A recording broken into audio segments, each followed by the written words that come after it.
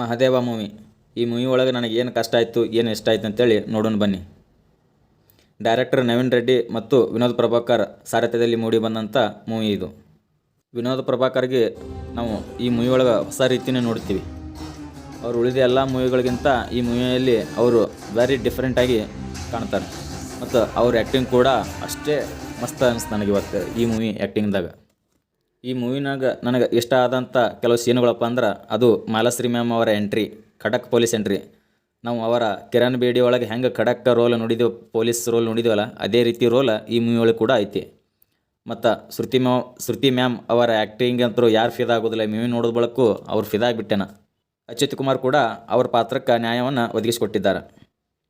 Producer Keshav R Devasandra ಅವರು ಕೂಡ movie ಮಾಡೋಕ್ಕೆ ಏನು ರೊಕ್ಕ ಕಡಿಮೆ ಖರ್ಚು ಮಾಡಿಲ್ಲ, ಒಳ್ಳೆ ಕ್ವಾಲಿಟಿ ಮೂವಿನೇ ನಮ್ಗೆ ಕೊಟ್ಟಿದ್ದಾರೆ.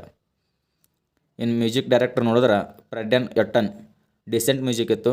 ಸಿನಿಮಾ ಆಟೋಗ್ರಫಿ ಬಾಲಕೃಷ್ಣ ತೋಟ, ಇದು ಕೂಡ ಸಿನಿಮಾ ಆಟೋಗ್ರಫಿ ಕೂಡ ಒಂದೊಳ್ಳೆ ರೀತಿಯಲ್ಲಿ ಮಾಡಿಕೊಟ್ಟಿದ್ದಾರೆ. ವಿನೋದ್ ಪ್ರಭಾಕರ್ ಅವರ ಫೈಟಿಂಗ್ ಸೀನ್ಸ್ ಭಾಳ ಇಷ್ಟ ಅದು ನನಗೆ ಈ ಮೂವಿ ಒಳಗೆ.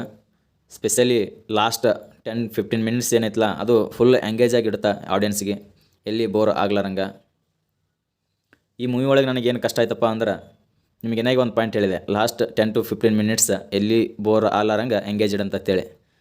ಅದು ಬಿಟ್ಟರೆ ಉಳ್ಕಿದೆಲ್ಲ ಮೂವಿ ಬೋರ್ ಹೊಡಿತು ನನಗೆ. ಆ್ಯಕ್ಚುಲಿ ಡೀಸೆಂಟ್ ಮೂವಿ ಅನ್ನಿಸ್ತು. ಥಿಯೇಟ್ರ್ನಾಗ ಬರೀ 4 ಜನ ಇದ್ವಿ ನಾವು. ಫಸ್ಟ್ ಡೇ ಫಸ್ಟ್ ಶೋ ಹೋಗಿದ್ದೆ, ಬರೀ 4 ಜನ ಇದ್ವಿ.